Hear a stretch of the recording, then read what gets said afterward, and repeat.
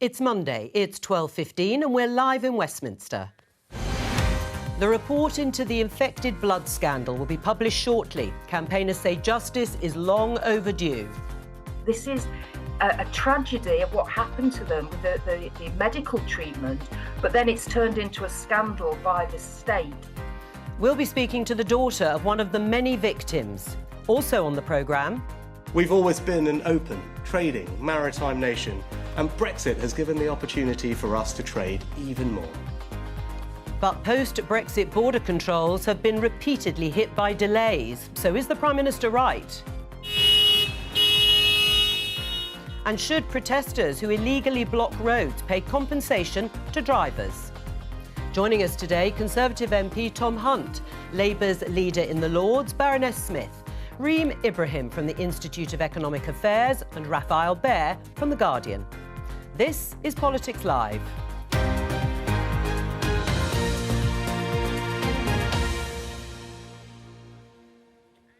Let's start with the UK infected blood scandal, known as the biggest treatment disaster in NHS history.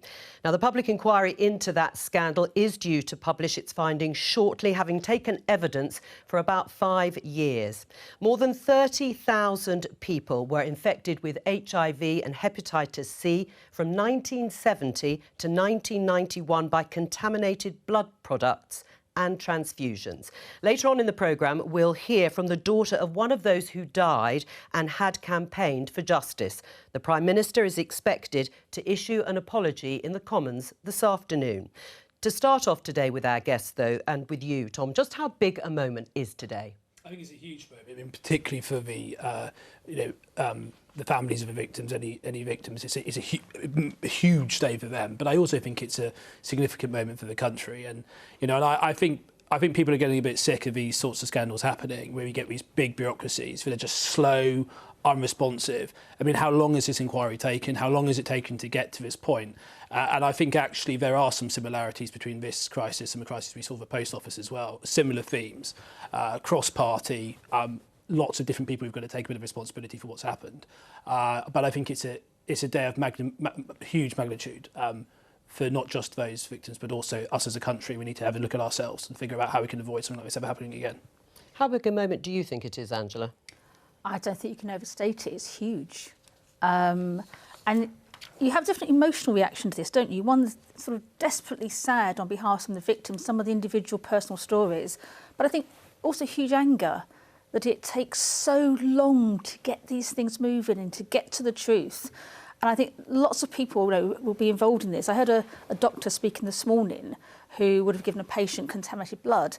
They don't go into the medical profession to make somebody sicker or ill. They go to do good. And so the pressure on those people as well. But I think just for the families, today's their day.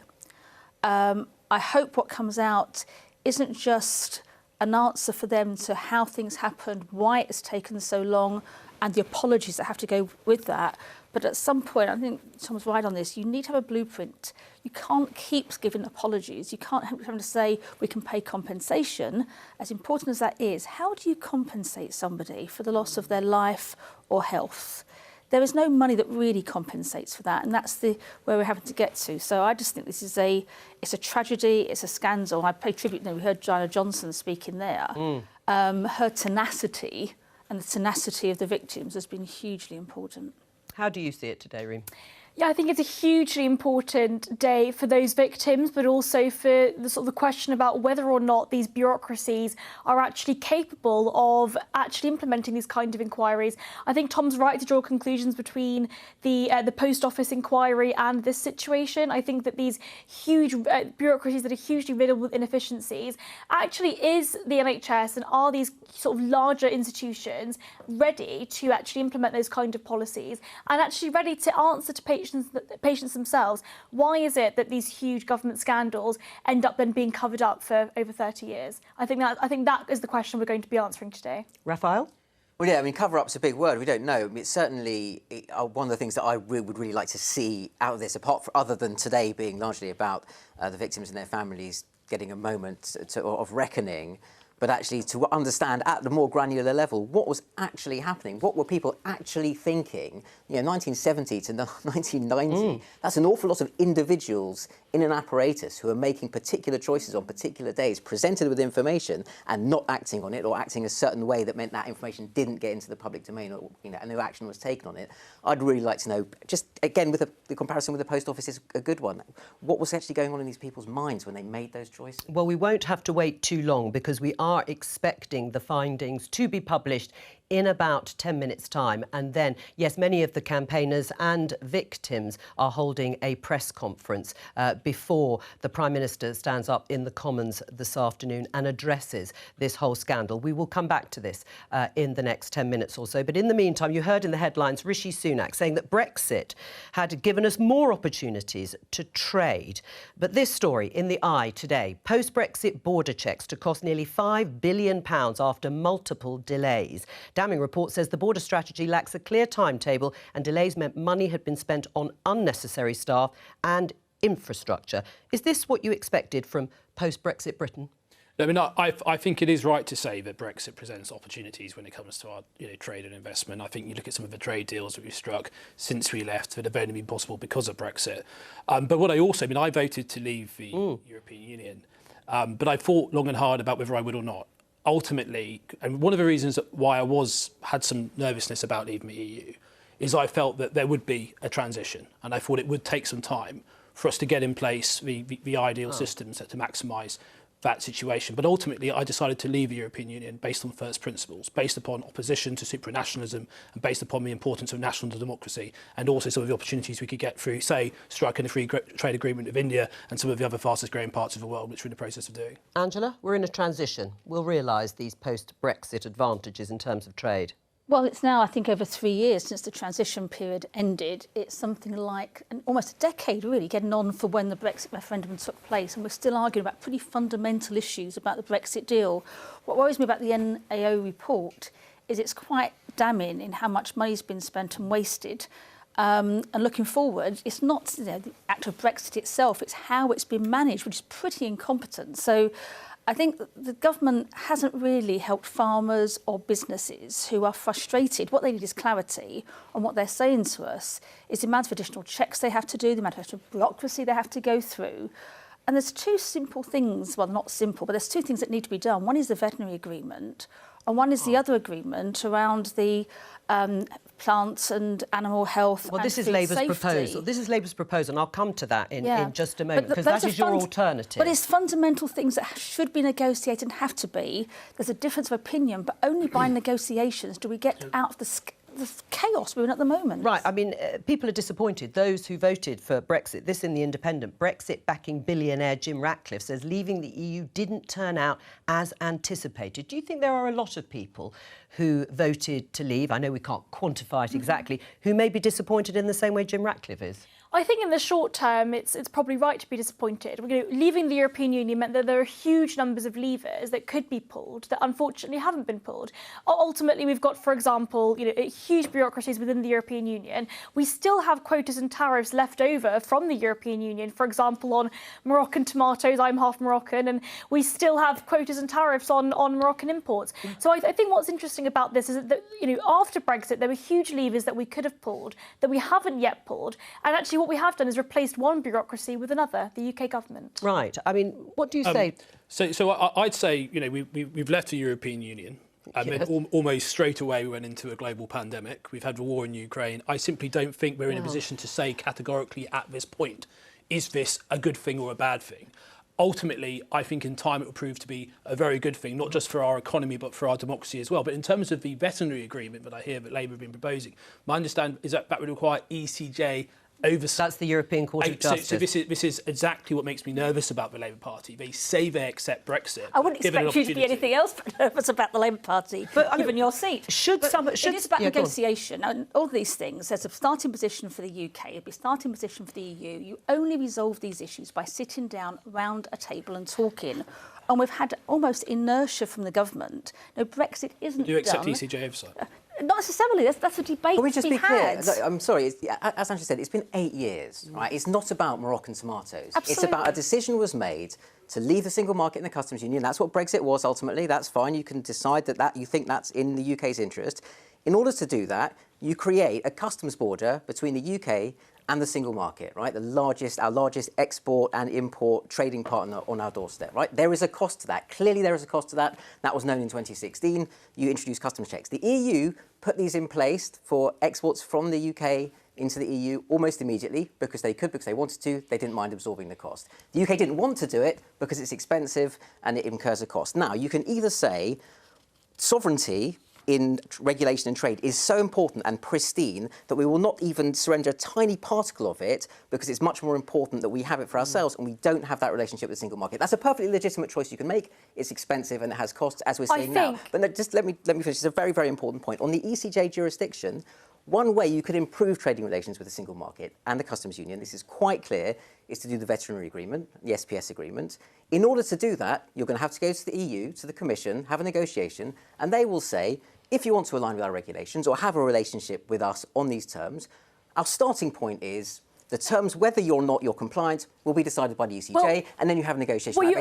We've been having this conversation for 8 years now. What you can do is unilaterally agree, and as a country, as a nation, as a sovereign nation after Brexit, we can unilaterally agree that any product that is produced in the European Union can be imported into the UK without that kind of bureaucracy. Without food safety checks, without plant health checks. If we, as a country... Actually, you don't unilaterally agree, you just decide to do something. But this is the point. If the UK unilaterally agrees that any product that's produced in the European Union is safe enough to be in the UK and that consumers themselves are clever enough to make those choices. What about the exporters?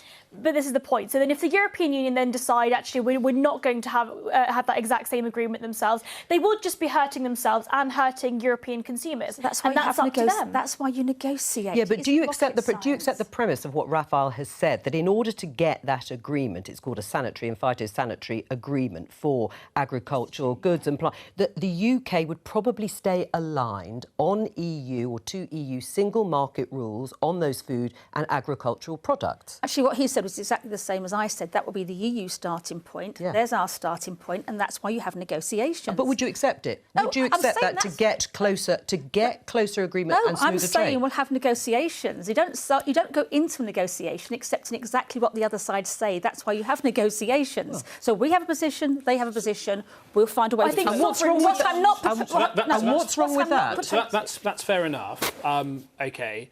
But I'm prepared to say here, as a Conservative Member of Parliament, that I would not accept ECJ oversight with regards to that. We haven't heard that from Labour. No, we haven't heard that's because you won't negotiate, and that's why our farmers and our businesses... Who would accept the SPS?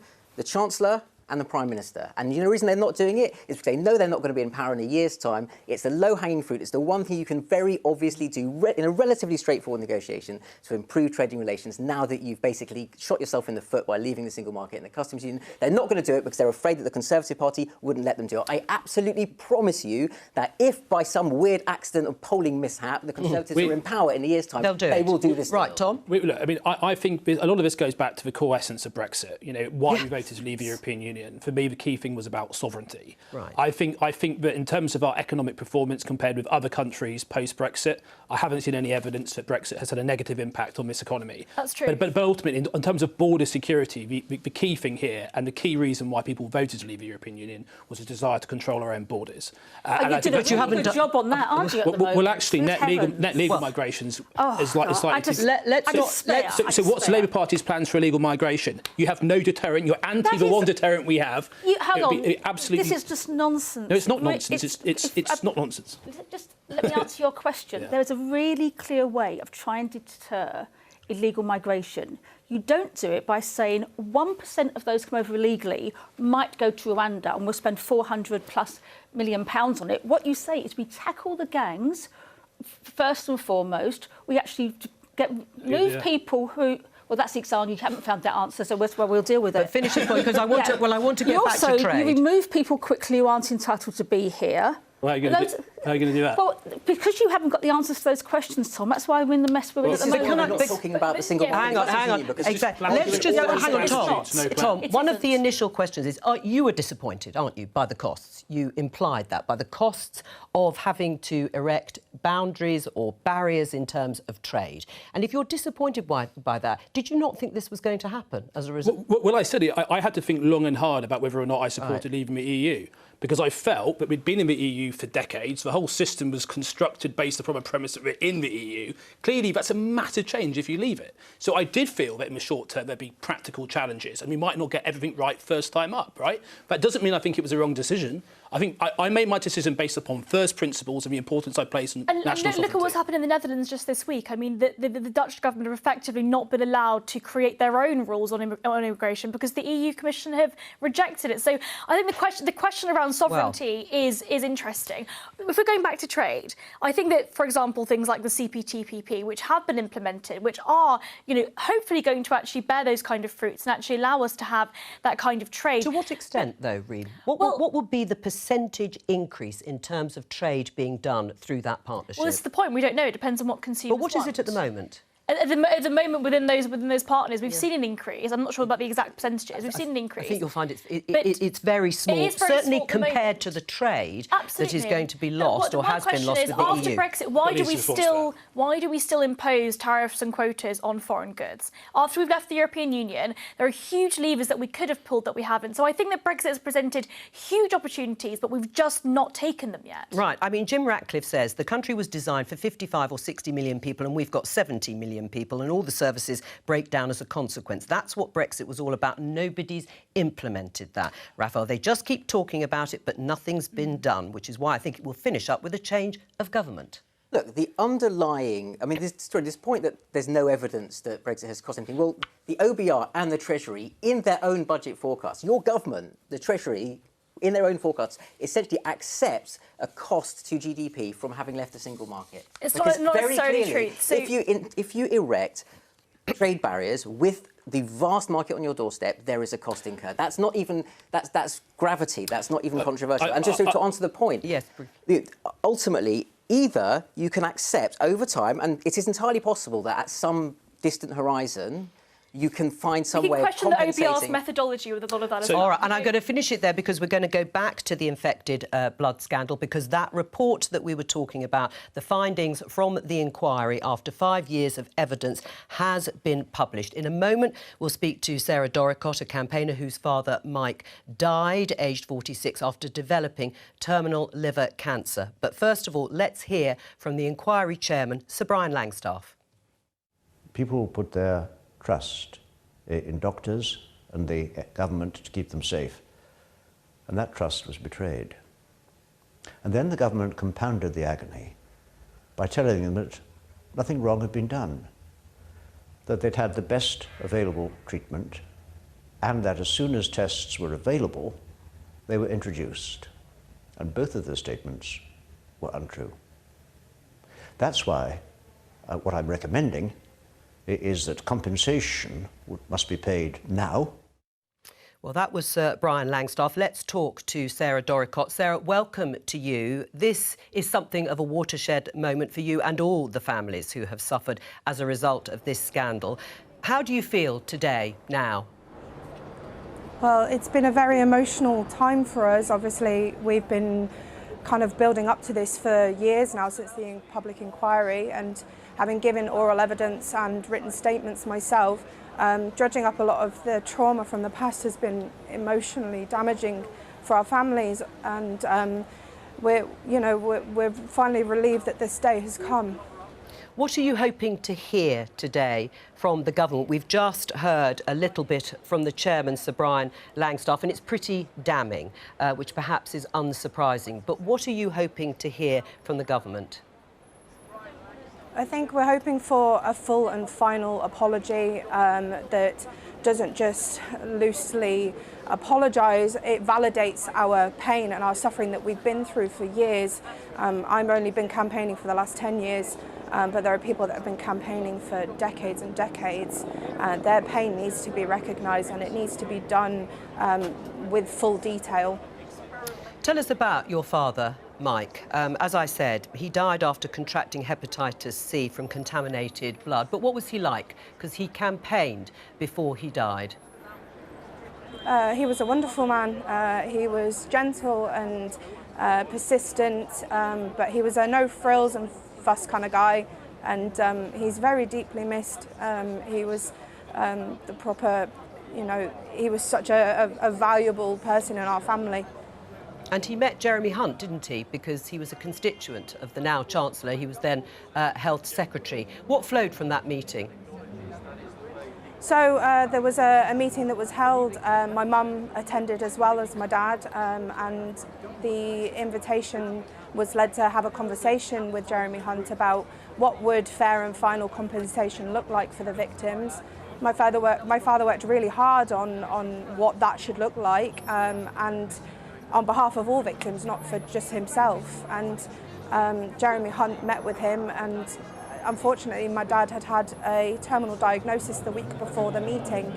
So sharing that news with Jeremy Hunt was obviously very emotional for him, and he broke down, and he trusted Jeremy Hunt to do the right thing, and he was assured that he would. Jeremy Hunt has said that the compensation that will be awarded, hopefully relatively soon, will be down in part to the campaigning of your father. How does that make you feel? I was really heartened to hear that, actually, and it's really struck me that my dad, who was such a strong character, has obviously left a lasting impression. Although it has taken over a decade for him to fulfil his promise, which was due to the fact that he didn't have the power to do so previously. Now that he is in power, it would be very, very welcome by all victims. Yes, what do you think his reaction would be today, your father, if he heard that from Jeremy Hunt, that the compensation that we'll hear more about later on was down in part to his campaigning? If he was still here today, I think he would be over the moon that his family would be looked after and that they would be okay financially after he departed. What's your message to politicians today when it comes to that compensation scheme? Because there are concerns that it could take some time before the details are known. It is vital that those that are still alive and that are suffering get compensated as soon as possible. They are the priority, not myself, not my sister, not my, the bereaved widows. The people that are still alive and suffering need their compensation today. And I really hope that no one is left any worse off than they currently are, and that the ongoing support payments still remain, because they are crucial in place of a pension that they never had. What would you like to see happen from today in terms of you, your family, and all the other victims and families of the victims that have gone through this? I think it's really important that whatever apologies come, that they aren't just flippant or limp or half-hearted. They need to be fully validating the victims for decades of damage and suffering. Sarah, stay with us if you can, because our guests in the studio will want to respond. Listening to that, Tom, what sort of message would you like to give to Sarah and others like her? Well, I think Sarah spoke wonderfully there, actually, and I think you could, obviously this is an emotional day for her, and to a certain extent, I think in a very small way, it was probably quite emotional for us listening to that. And I hope that if I think this should be a proud day for her and her family, that her dad played such a key role in this happening. But she's right to feel it shouldn't have taken so long. From that meeting 10 years ago. Jeremy Hunt would have done everything in his control to have best represented his constituents, and he would have worked hard to do that. I know as an MP, there's lots of causes which I get approached about by constituents, and I always try and take them up. Sometimes you get a solution sooner than other times, but more often than not, it's not for a want to try. I mean, it does show the power of, or can show the power of constituency MPs representing the people in their constituency. But some of what has come out of Sir Brian Langstaff's findings is that the infected blood scandal could and should have been largely avoided. It's the conclusion of the public inquiry. The 5-year investigation also accused doctors, the government and NHS of trying to cover up what happened. I mean, that is pretty damning. It is. I think you draw a deep breath when you hear that. First of all, why would somebody want to cover this up? I played tribute to Sarah. Your father will be extraordinarily proud of you today, but it is hugely emotional, I think, for everybody involved. Two things. One, absolutely right, get the money out the door as quickly as possible. There's an amendment in the House of Lords, I can't remember if it's today or tomorrow now, very soon, about bringing that forward. So it's not new regulations. It will within 3 months, the scheme will be set up to get the money out the door. Well, and we can see pictures, just as you're talking, of families of the victims and some of the victims themselves waiting to hear exactly what will flow from today. That will be in the House of Lords. The government has accepted that amendment from us. And I do pay tribute to Diana Johnson and all the other constituency MPs who have been so tenacious and determined. But without the families really continuing their campaign, and what worries me is whether it have come to fruition in this way. The families hadn't made the fuss and said, look, this has happened to us, there is a cover-up, if there has been a cover-up, or has there been some kind of just mistakes being made. A lot of work's got to go on. I think the priority is to get the money to the families quickly as possible. The second point is, how did it happen? Who's at fault? Wow. Could it happen again? If there's, I think it's very difficult, because I don't believe that people go into either politics or medicine to cause harm to people. And yet what has been caused here is enormous harm, and the tragedy of it has been compounded by the scandal of not getting the truth out as soon as possible. Right, but I had a launched a public inquiry a number of years ago in Northern Ireland. One of the recommendations back from that, it's on the hypernatremia inquiry, was there should be a duty of candour on professionals. So that it can't be somebody higher up says you mustn't tell the truth, you must say this. There is a statutory duty of candour on individuals. Now, you would think that would happen anyway, but did it happen in this case or not? Right. I mean, we can see there the press conference is underway with families and campaigners from this very long-running scandal. I mean, the part of the findings that says that, accusing doctors, government and NHS of trying to cover up. The motivation, well, I mean, is difficult to know, isn't it? But it says its victims have been failed not once but repeatedly by their doctors, by bodies, including the NHS and others responsible for their safety, and the government. It criticised the failure to make patient safety paramount in decision-making, pointing out that the risk of viral infections being transmitted in blood and blood products had been known about since the start of the NHS in 1948. It really, really is. Again, I would like to pay tribute to people like Sarah that have been campaigning and other campaigners like her that really are the people that have brought this to light. It's sort of what Angela said earlier about transparency. It really is about transparency. The fact that we haven't had this kind of transparency in our public services, not just in the NHS, but we made the comparison earlier to the Post Office inquiry. The fact that our public services are unable to be transparent in that way. Now, if this was a private institution, it would have failed.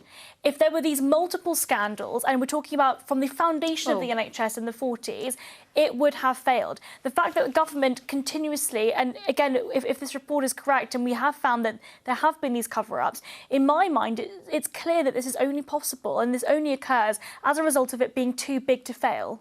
Well, but water companies have covered things up. I was going to say private companies fail as well. And indeed, so water companies are a perfect example of that. It's effectively a public monopoly that the government have created a regulatory regime around and then sold it to the private sector. I mean, I think the shock is that it happened and that it was allowed to happen, whether private or public. These things shouldn't occur and they shouldn't keep occurring. Well, and again, there have been cover-ups in public and private. It's the scale and the time at which this was able to go on with knowledge, it seems, from the findings themselves. Yeah, one thing that I feel actually quite chastened by hearing that testimony, just by the sheer amount of individual and collective courage that was involved. And actually, I just think back to the argument we were having before about Brexit, which people feel very strongly about, but it suddenly feels really petty and actually a little bit childish. I mean, we could probably find things in common that we could talk about. We could probably have expressed that in ways where there was actually a lot more commonality than we showed. And you have something like this happens, and actually you can get actually a lot more consensus and a lot more agreement. And politics at these moments, if there's going to be something positive that comes out of this, and I'm sure you will see this in the House later when the Prime Minister delivers his statement, or I hope you will, it should be possible that alongside disagreeing about public, private, Brexit, leave, remain. There are also moments when collectively politics can say we are answerable to our constituents, to the people. We can actually deal with this basically in a mature way that respects the kind of courage and dignity that we heard. If we don't, taken so long. If we don't do that, we fail the people who have suffered. But it has taken so long, too long, and that is institutional failure. It is, and I think rightly, the vast majority of people in this country have got a significant amount of affection towards the NHS. The vast majority of individuals who work in the NHS are wonderful people. But we are seeing, and I'm seeing locally, I've got a mental health trust which has been evasive about some huge errors that have happened there, which mean that people are not alive today that should be because of failings within the local NHS. We do see elements of the bureaucracy of the NHS that lets down people.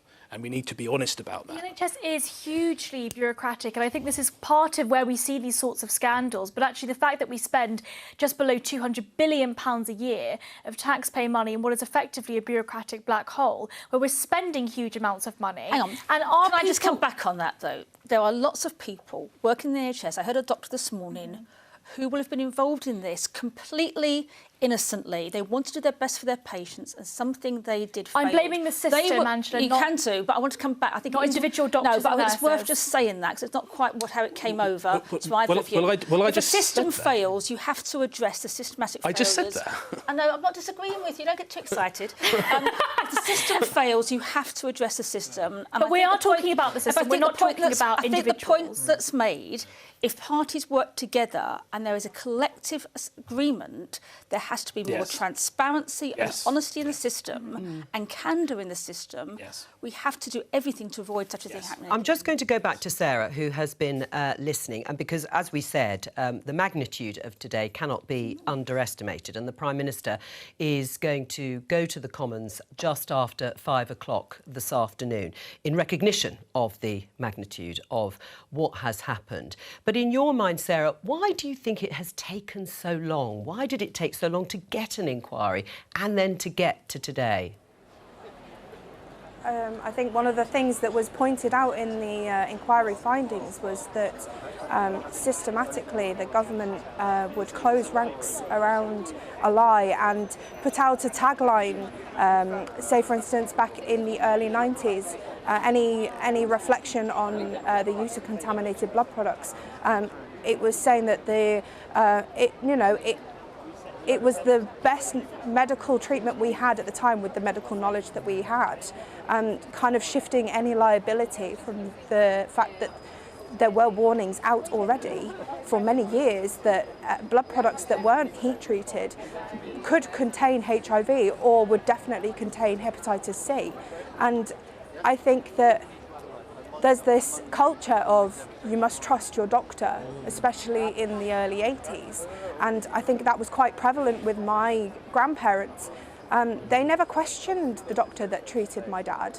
And he went through routine liver function tests after he'd had routine dental surgery. Now, what healthy 15-year-old boy would need a liver function test after dental surgery, it is beyond me. But they trusted their doctor when the doctor said we need to do some more blood tests. And systemically, it's all around the trust you have for your doctor back decades ago, and also the government kind of covering up lies and closing ranks and getting defensive. Do you think this is a moment for the country to reflect on with the sort of experiences that you have had, like issues of trust, like governments perhaps not being transparent about what was going on? I think that accountability, the government has a lot to answer for, and the culture itself needs to completely change.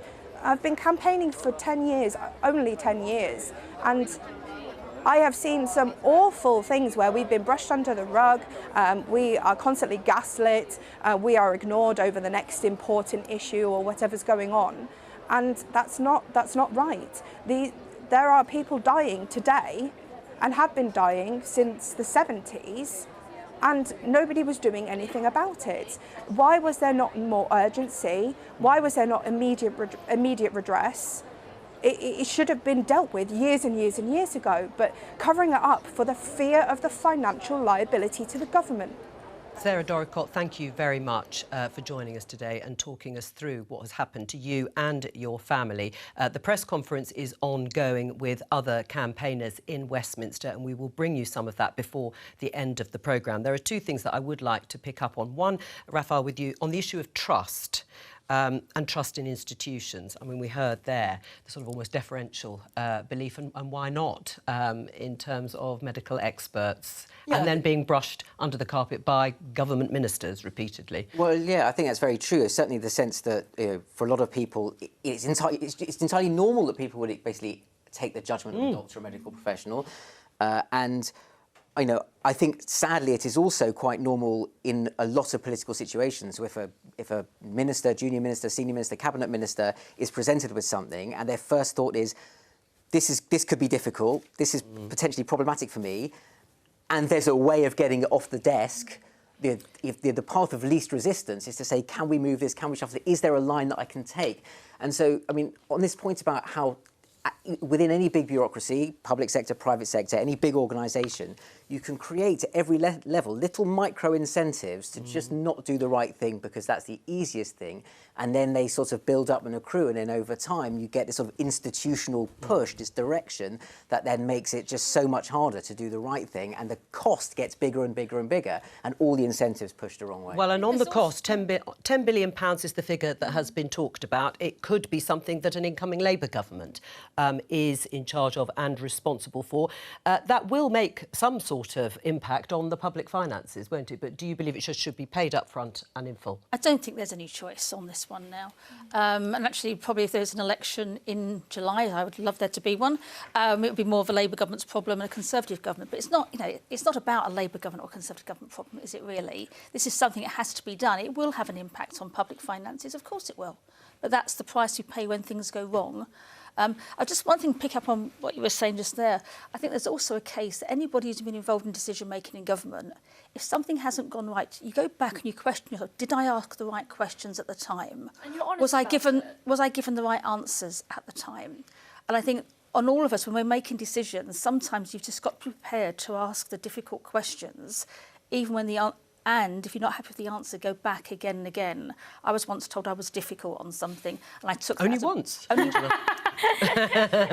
take it as a badge of pride, to be honest, because you're asking the right questions if it's difficult sometimes to be answered. And it's on this question of trust. Is there this kind of public trust in government and in government-run institutions? I think this question is, do we trust? And I think Sarah was incredibly brave in talking about this. And actually, the trust that she felt that her father had in Jeremy Hunt when she met with him, and that kind of conversation, but also that she herself felt that Jeremy Hunt didn't have the power to actually change anything. Do we believe that in politics we have the power to make these kind of choices, to make these changes? And indeed, should the public trust public institutions no matter what? Should we trust the government no matter what? Before we move on, I just want to bring you some breaking news, which is that the High Court has blocked the extradition of WikiLeaks founder Julian Assange. Can I just get a reaction? We can see him there. Obviously, this has been a hugely long-running story for the WikiLeaks founder, trying to say that he didn't and wouldn't and shouldn't be extradited to the United States. What's your reaction, Raphael? I mean, it's just an extraordinary situation. I don't particularly like or even admire Julian Assange as a human being, but he has now spent an extraordinary amount of time in this sort of judicial limbo in detention, more than people who have committed very, very serious criminal offences. So it is it's a very bizarre situation now. All right, well, he's won his right to challenge that US extradition. He can bring a new appeal to the US. That's what the High Court has ruled today. You can find out more about that news story on the BBC website, but that has just broken. Let me just show you this headline in the Daily Telegraph. Protest groups could be forced to pay compensation for disruption. Proposal understood to be supported in principle by Downing Street is part of review into political violence and disruption. Now, this is a review, long-awaited report by the crossbench peer Lord Walney, former Labour MP John Woodcock. He was commissioned by the government to look into political violence and disruption in this country. And this is one of the recommendations or suggestions that he has made. Do you agree with him, Tom?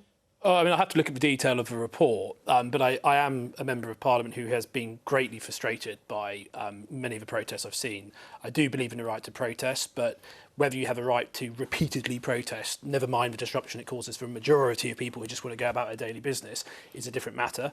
But I don't think it's just the cost of protest. I think it's some of the protests we've seen, the fact that I've got a lot of Jewish friends I know in London who don't feel safe and comfortable going into their own capital city. The policing of these protests I've been deeply concerned with. But also the fact that, some of these protests we've been seeing, we've had Suffolk police, we've had resources in Suffolk, being sent to London to help with the protests. We've got enough policing needs as there is in Ipswich and Suffolk without, so we have been impacted. We are stakeholders. This isn't just a London issue. So I do think that this should be, I think it's a reasonable thing to think about. I have to see the detail. But look, I mean, I've become a bit fed up with a lot of these protests. I do believe in the right to protest, but I don't think you have an unlimited right to cause mayhem in the capital. I don't think you have a right to preach hate on our streets, to call for jihad, well, to intifada. Tom, can I just say, just because you are fed up by protests doesn't mean we automatically are able to take away their right to protest. And I think either we believe in the right to protest or we don't. And I think that there seems to be this misconstruction, especially within the Conservative government, where they seem to claim that they believe in freedom of expression when it comes to talking about trans people, we're talking about minorities, or indeed Suella Braverman saying that illegal migrants are invading the UK. We believe in free speech then, but when it comes to those that are protesting in London about Palestine, we all of a sudden get rid of all our principles. So do you believe that when it comes to protest, however hugely disruptive they may be, an individual's right to repeatedly protest, however disruptive, should be unlimited and unfettered? Right. Well, I just don't agree. Well, should they be paid compensation? This is one of the recommendations, is that illegally blocking roads, that protesters should pay and compensate drivers, for example. It's getting the balance between what is... most protests cause some, usually minor level of disruption, because they want to be noticed. When I think it is off the scale, and we've seen some of these protests where people are delayed for hours and hours, there may be health issues, whatever, then it's an issue. But I was interested in the headlines. It says forced to pay compensation for disruption. When I looked at the detail, what the proposals seem to say is if you feel you've been affected in some way, your life has been disrupted, lost distress or suffering, you should be able to... There'll be a framework in which you could take a civil action against the organisers of a protest to ask for compensation. That doesn't seem to be helping anybody much. I feel distressed by this protest. No, it's not. Sorry, money. if I could just finish, it's not just that. It's saying that if you have got the money to take a civil action against somebody, you can do so.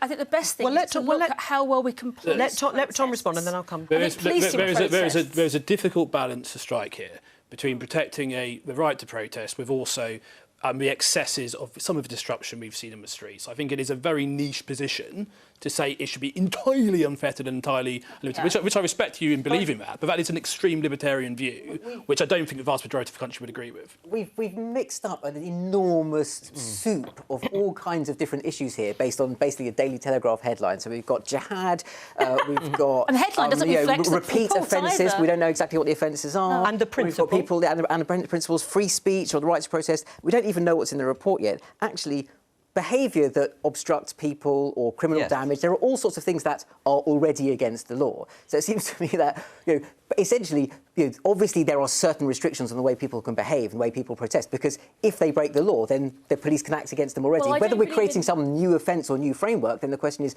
can it work? Is it operable or not? I think is the point. But are you free from the consequences of your actions? And so, whilst I believe in the unfettered right to freely express your views, no matter where, but we don't have the unfettered right to do anything. But I believe we have laws in society that we don't have free speech in this country. We have laws in society that look after the behaviour to protect others. There's a reasonable line here somewhere.